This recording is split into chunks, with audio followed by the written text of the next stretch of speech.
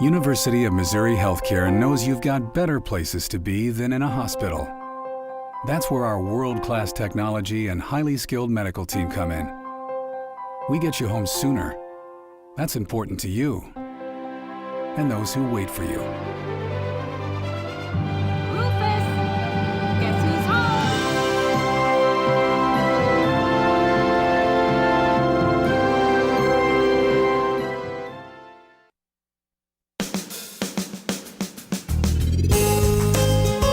Good morning and welcome to Radio Friends, Thursday, December the 29th, and we've got one guest today, Dr. David Newman, Rose Heart Hypnotherapy Success Centers. Good to have you here. Thank David. you. Thank you. This being just a couple of days left of the old year, you wanted to talk about what?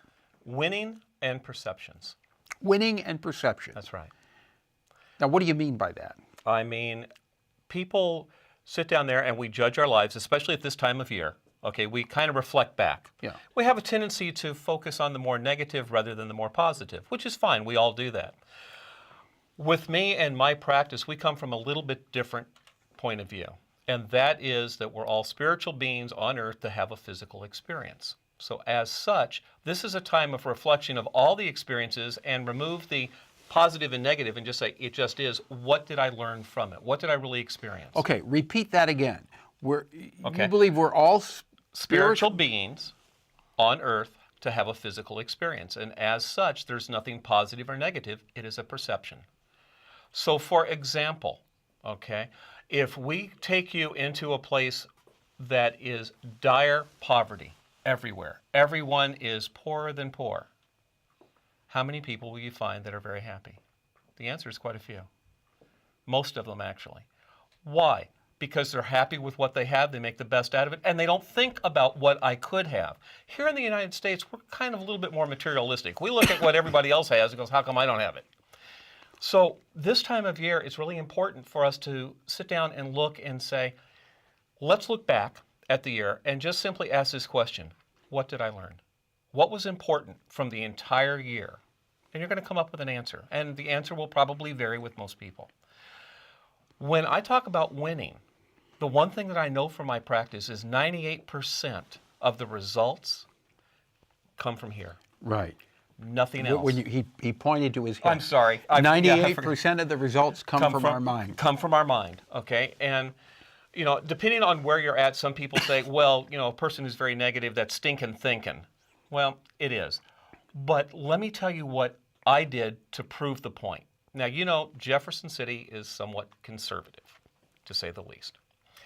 I went to the university we have down there, Lincoln University, and I went to the athletic director and said, let me work with an athletic team, or 5 or 6, however many you have, but I'm just going to do this.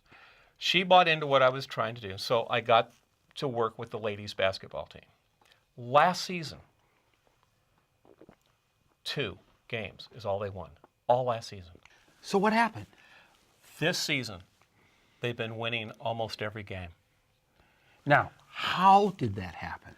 The difference that we had is I started working with the ladies on success and removing the stigma that they were a losing team, that the university was a losing team, that there were no expectations. And I got them thinking that they are the stars that they really are. And they started performing like that.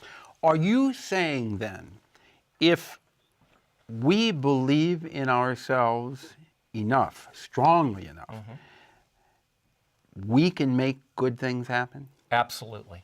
Absolutely. It's scientifically proven. We know it from science, from quantum physics, and a lot of theology says the exact same thing.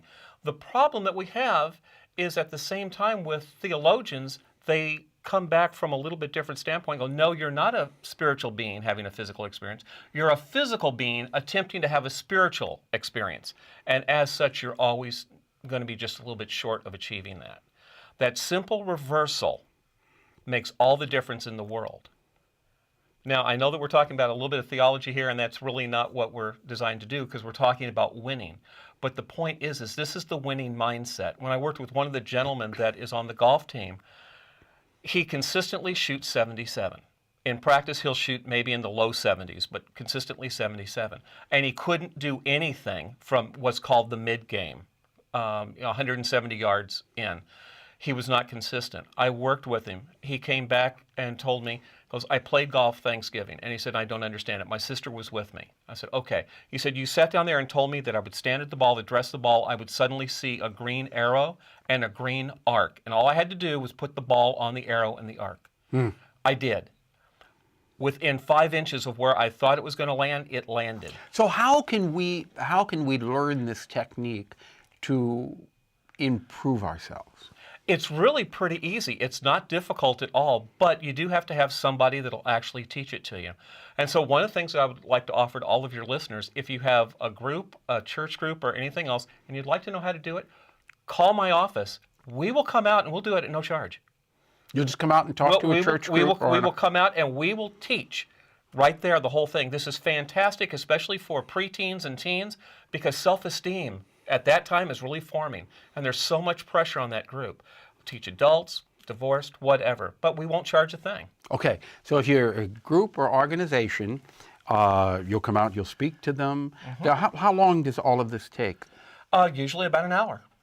But and you're telling me in that hour, people are going to learn how to improve themselves. In that hour, people are going to come out of it, and if you ask them, they're going to say, I feel noticeably different. What's the biggest mistake that we make as far as having a positive attitude? Probably the biggest mistake is we have a tendency to project, okay? And by that, what I mean is we're going into a situation, okay?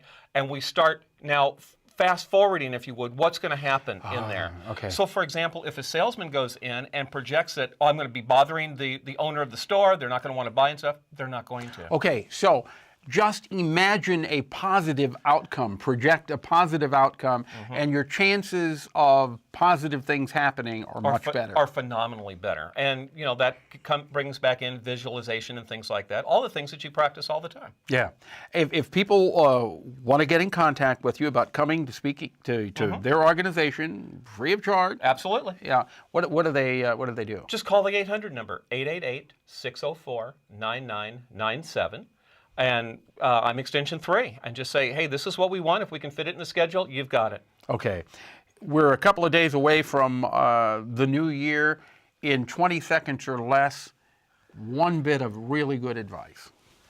One bit of really good advice is to look for miracles. They're happening all around you. We just have a tendency not to see them. So start looking for it, because when you do and you notice the very first one, your whole entire perception is going to change, and you're going to start living that now because they happen. Dr. David Newman, thank you so much for coming by. Happy New Year to you, and we hope we'll see you more in 2012. I hope so. All right.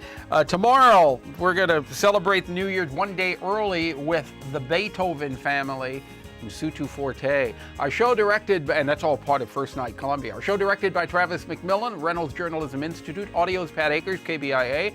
Our flow director, Eric Stazak, and our assistant producer and guest coordinator, Uncle James Mauser. Bye-bye.